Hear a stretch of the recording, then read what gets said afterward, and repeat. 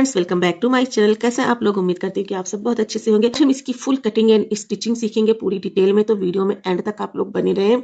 ये मेरी कुर्ती का लाइनिंग है, तो सबसे पहले हमें लाइनिंग को कट करना है। तो यहाँ पे ये मेरी 2 मीटर की लाइनिंग है।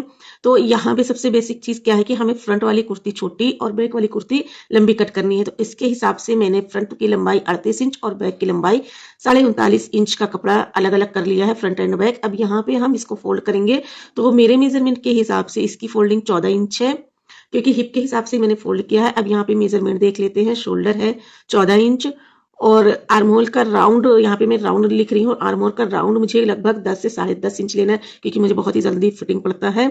और लंबाई जो है मैंने यहाँ पे 7 इंच आर्महोल की लेनी है। और अपर चेस्ट है 42 इंच और अपर चेस्ट है वो है 40 इंच है। वेस्ट है 39 और हिप है 45। अब यहाँ पे हम इसमें कितना कितना ऐड करेंगे लूजिंग के लिए, वो अभी बाद में देखेंगे हमें कितना लूजिंग देना है। तो इस तरह से अपने मेजरमेंट के हिसाब से हमें लिख लेना है। और यहाँ पे देख सकते हैं 2-2 इंच की लूजिंग रखी है मैंने, और हिप पे 3 इंच की लूजिंग रखी है। अब उसी के हिसाब से हम यहाँ पे कटिंग करेंगे। सबसे पहले 1.25 इंच पे निशान लगाएंगे और डाउन का एक निशान लगा देंगे। अब यहाँ पे लेंगे आर्म होल की लंबाई 7 इंच और शोल्डर भी मैंने 7 इंच लिया है, कोई भी स्लीव जोड़ने का अलग से नहीं लिया है। अब मेजर टेप को शोल्डर के सेंटर पे रखेंगे।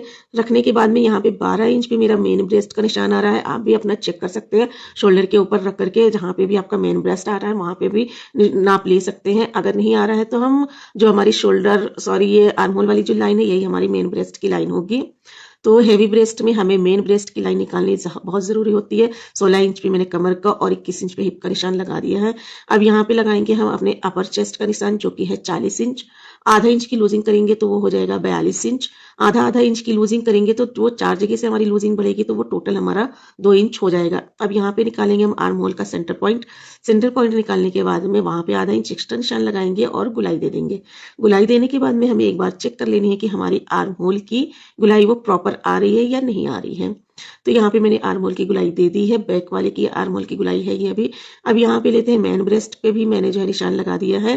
42 इंच था, 42 का आधा करेंगे 10.5, आधा इंच मैंने लूज करा है, यानी कि 11 इंच पे जो है मेन फिटिंग का निशान लगाया है। इसी तरह से अपने कमर पे और हिप पे भी निशान लगा दिया है मैंने। हिप पे 1 इंच की मार्जिन लेंगे और हिप पे भी मैंने बढ़ा करके निशान लगाया है, जिसमें लूजिंग ऐड की है 3 इंच।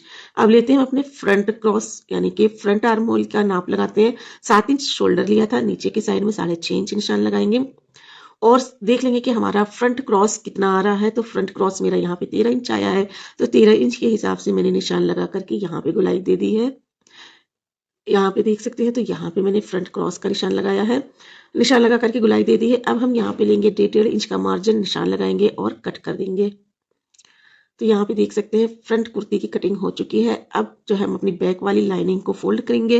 फोल्ड करने के बाद में इसको फ्रंट वाला रखेंगे, अच्छे से सेट करेंगे। अब यहाँ पे 1.25 इंच का निशान लगाएंगे। 1.5 इंच मैंने इसलिए लिया था क्योंकि थोड़ा बहुत ऊपर नीचे हो जाता है कपड़ा, इसलिए 1.25 इंच बढ़ा करके निशान लगाएंगे। तो इससे क्या होता है कि हमारी जो कुर्ती का गला जो बार बार पीछे की तरफ भागता है वो नहीं भागता है। ये पीछे वाली कुर्ती आपकी आगे की साइड में आती है, तो बहुत ही प्रॉपर तरीके से इसकी जो है आपकी फिटिंग भी आएगी और पहनने में भी कंफर्टेबल होगा। अब अगर हमारा छोटा गला है, 3 इंच के अंदर है, तो हमें बैक क्रॉस भी लेना इंपॉर्टेंट है। और अगर हमारा गला 5 इंच के नीचे आ रहा है तो आपको यहाँ पे बैक क्रॉस बहुत ज्यादा नहीं लेना है, बेसिकली आधा इंच ले लेंगे, लेकर के यहाँ पे निशान लगा देंगे। तो मैं यहाँ पे बना रही हूँ 6 इंच का गला। आगे की तरफ 1 इंच कुर्ती जाएगी, तब भी मेरा गला यहाँ पे 5 इंच रेडी होगा। तो मैंने यहाँ पे 1.25 इंच का निशान लगाया है। निशान लगाने के बाद में गुलाई देंगे हम बैक साइड आर्म होल की और यहीं से कर देंगे इसकी कटिंग। तो आपको हैवी साइज की कुर्ती में सबसे मेन ध्यान रखना है आर्म होल, शोल्डर का, यही सबसे ज्यादा जरूरी होता है। बाकी फिटिंग तो आप अपने हिसाब से कर सकते हैं। अगर हमने कुर्ती ऊपर नीचे नहीं की तो हमारा जो है कुर्ती पीछे की तरफ जरूर भागेगा। अब हमारी लाइनिंग कट हो चुकी है, ये है मेरा मेन फैब्रिक। तो मेन फैब्रिक में भी देखिए कुछ भी नहीं करना है, बस हमें फ्रंट वाले पे फ्रंट को और बैक वाले पे बैक को अच्छे से सेट करना है। सेट करके कटिंग कर देनी है। तो देख सकते हैं बैक वाले में थोड़ा बहुत निकला भी है कपड़ा। अब यहाँ पे फ्रंट वाला हम फोल्ड करेंगे। अब फ्रंट वाले पे अपनी जो फ्रंट वाली कुर्ती का लाइनिंग है उसे रखेंगे। कोई भी आर्म होल अब इसमें कट नहीं करना है, क्योंकि हमारा अलग अलग सब कुछ कट हो चुका है। अब यहाँ पे देख सकते हैं तो इसके दामन में ही कपड़ा कम हो रहा है। इतना ज्यादा ही कपड़ा कम होता है इसमें कि फुल साइज की कुर्ती बनना ही मुश्किल हो जाती है। और सबसे मेन बात क्या होती है, वो होती है स्लीव। अब स्लीव की कटिंग और इसकी स्टिचिंग बहुत ही केयरफुली देखना है। स्लीव बहुत पतली है, साइज के हिसाब से बहुत ही पतली स्लीव है। तो सबसे पहले यहाँ पे हम लंबाई निकालेंगे। मुझे बनानी है 18 इंच की स्लीव। आधा इंच मैंने सिलाई का ले लिया, नीचे तो फोल्ड ही, इसमें कुछ करना नहीं है। अब यहाँ पे देखिए एक शेप मैंने लगा दिया है अभी स्लीव का। अब यहाँ पे देख सकते हैं कि कितना ज़्यादा कम हो रहा है कपड़ा, और कपड़ा भी लंबाई में निकला भी नहीं है। तो ये जो हमारे आर्म होल से निकला था कपड़ा, उसे हम यूज़ करेंगे, और जो स्लीव की लंबाई से मैंने कट किया था उसे यूज़ करेंगे। तो पहले स्लीव में इस तरह से निशान जो लगाया था उसको कट कर दिया ताकि हमें इसके जोड़ लगाने में आसानी हो। ये दोनों पीसेस मेरा फ्रंट आर्म होल का था, छोटी छोटी एम्ब्रॉयडरी आई है, कोई बात नहीं है, इतना इससे मसला नहीं होगा। और बैक वाला जो हमारा आर्म होल से निकला था, तो दोनों ही पीसेस को मैंने यहाँ पे इक्वल कर लिया है। इक्वल करके अब यहाँ पे साइड वाला हम नाप लेंगे कि हमें कितनी लंबी यहाँ पे कपड़ा चाहिए जोड़ने के लिए। तो इस तरह से देखिए 2 जॉइंट लगा करके मुझे यहाँ पे जोड़ना है। और इसकी लाइनिंग है, लाइनिंग से स्लीव कट करेंगे, हाफ या फुल जो भी पसंद हो, या बिना बिना लाइनिंग के भी बना सकते हैं स्लीव। तो यहाँ पे मैंने चारों कपड़ा जोड़ दिया है। जोड़ने के बाद में लाइनिंग को भी कट करके जोड़ दी है क्योंकि मुझे फुल स्लीव लगानी है। तो सबसे पहले हम अपने लाइनिंग की स्लीव कट करेंगे। तो 20 से ज्वाइन कर दिया। ज्वाइन करने के बाद में यहाँ पे जो इसकी लंबाई आ रही है वो 17 इंच है। अब यहाँ पे चौड़ाई लेंगे 8 इंच, क्योंकि मुझे जो है यहाँ पे चौड़ाई 8 इंच चाहिए। तो आपने अगर 7 इंच आर्म होल लगाए तो 7.5 इंच भी ले सकते हैं, बट मुझे फिटिंग पड़ता है तो मैंने चौड़ाई 8 इंच ली है, 8 से 8.5 इंच ली है। और नीचे 6 इंच का निशान लगाएंगे, 1.5 इंच मार्जिन रखेंगे। मार्जिन लगाने के बाद में निशान लगा करके इसको कटिंग कर देंगे। अब यहाँ पे देख सकते हैं कटिंग हमारी हो चुकी है। अब इसके ऊपर रखेंगे हम अपनी स्लीव को।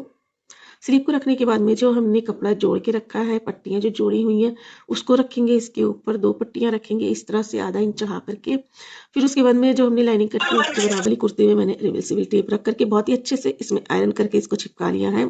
काफ़ी हेल्पफुल है ये, तो आप लोग भी इसे यूज़ कर सकते हैं। और इसका लिंक आप जब मेरे इस चैनल पर वीडियो में जाएंगे तो जो मैंने आपको रिवर्सिबल टेप का यूज़ बताया तो उसमें जो है मैंने लिंक भी दी है, तो आप लोग परचेस कर सकते हैं वहाँ से। बहुत ही ज़्यादा हीट हो गया है प्रेस को, मैंने यहाँ पे चेक कर रही हूँ, नहीं तो मेरा कपड़ा ही जल जाएगा पहनने से पहले ही। तो यहाँ पे पूरा ही मैंने चिपका दिया है। चिपकाने के बाद में देखिए दोनों ही साइड से रिवर्सिबल टेप को रख करके चिपका दिया। बस लाइनिंग से आपको 2 इंच ऊपर तक चिपकाना है क्योंकि लाइनिंग में हमें सिलाई करनी है। तो यहाँ पे देख सकते हैं गले को भी मैंने कट कर लिया है, 6.5 इंच चौड़ा और 6 इंच लंबा गला कट कर लिया है। कट करने के बाद में इसको मैंने पेस्ट भी कर लिया है, चिपका लिया है बुकरम। और ये भी मेरा पेपर फ्यूजिंग जो है, जो पेपर फ्यूजिंग आता है, ये वही वाला पेस्टिंग है। अब देखिए यहाँ पे हमने बैक फ्रंट साइड में तो मैंने वो चिपकाया हुआ था रिवर्सिबल टेप, तो उसको मैंने रेडी करके रख लिया। अब यहाँ पे बैक साइड में मैंने नहीं चिपकाया। यहाँ पे करेंगे हम सिलाई। सिलाई करने के बाद में सबसे पहले हम शोल्डर को पूरा सिल देंगे। सिलने के बाद में यहाँ पे फोल्ड करेंगे और एक क्रीज लाइन बनाएंगे। क्रीज लाइन बनाने के बाद में हम इसके ऊपर रखेंगे बैक साइड वाला नेक और निशान लगा लेंगे अपनी क्रीज लाइन के ऊपर।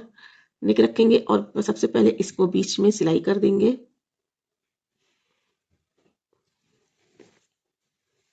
इस तरह से बीच में सिलाई कर देंगे ताकि हमारा गला वो फिक्स हो जाए। अब इसके किनारे किनारे हम सिलाई कर देंगे। तो मेरे पेपर पे जो मैंने चिपकाया हुआ था इसके ऊपर मेरा मार्जिन था, तो मैंने पेपर के ऊपर से इसको कटिंग कर देना है, कपड़े को कट कर देंगे। पेस्टिंग के ऊपर ही मेरा मार्जिन है इसलिए मैं यहाँ पे सिर्फ कपड़े को ही कट कर रही हूँ। अब यहाँ पे कट लगा देंगे अच्छे से। मैंने इसको पलट लिया ताकि कट अच्छे से दिखाई दे। अब यहाँ पे अच्छे से कट लगाना है, बस सिलाई ना कटने पाए हमें। अब कट लगाने के बाद में इस तरह से फोल्ड करेंगे। अब पट्टी के ऊपर किनारे किनारे सिलाई लगा देंगे ताकि हमारा गला बहुत ही फिनिशिंग से बन सके।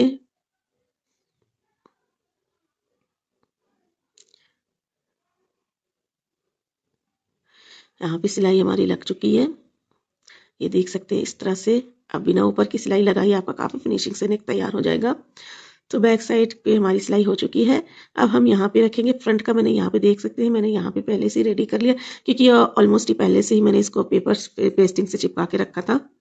सब नेक बना लिया यहाँ पे मैंने। अब यहाँ पे इस तरह से फोल्ड करेंगे और इसकी सिलाई को एक बराबर रखते हुए स्टिच कर देंगे। तो यहाँ पे 2 तरीके से मैं शोल्डर लगाना बता रही हूँ आपको। तो इसको हम डबल स्टिच कर देंगे। एक तरीका तो ये हो गया कि आपने एक तरफ का गला फोल्ड करना है और दूसरी वाली गला की पट्टी सीधी रखनी है। अब यहाँ पे हम रखेंगे दोनों ही गले की पट्टी को बिल्कुल सीधी, सिलाई से सिलाई मिलाएंगे और इस तरह से स्टिच लगा देंगे। पूरे शोल्डर को इस तरह से स्टिच कर देंगे। डबल सिलाई कर दी है मैंने।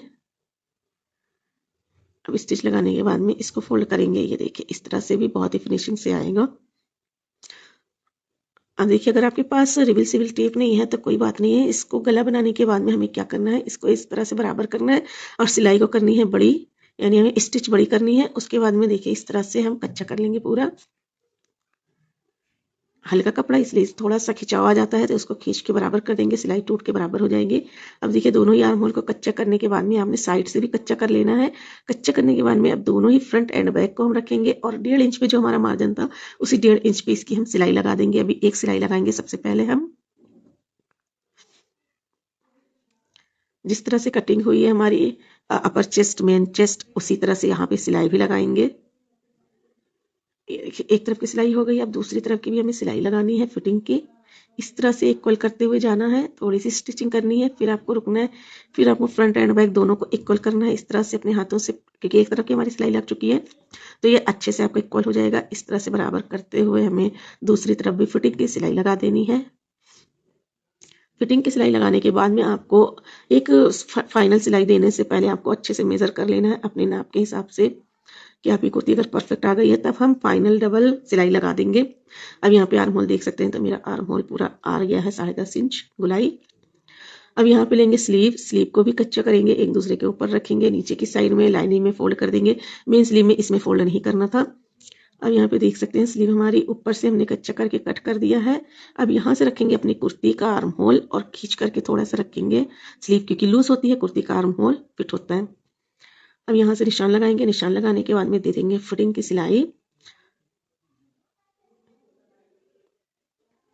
फिटिंग की सिलाई देने के बाद में आपको स्लीव को सीधी करनी है और कुर्ती को हमें सीधा ही उल्टा कर लेना है। उल्टा करने के बाद में इसके अंदर इंसर्ट करना है और इसको गोल गोल पूरी सिलाई कर देनी है। मैंने इसकी एक डिटेल वीडियो डाली है जिसका लिंक मैं दे दूंगी, तो आप लोग इसी कुर्ती की डिटेल वीडियो देख सकते हैं सिर्फ स्लीव लगाने की, जहाँ पे बहुत ही अच्छे से आपको समझ आ जाएगा, इसलिए इसमें मैंने पूरा नहीं बताया है।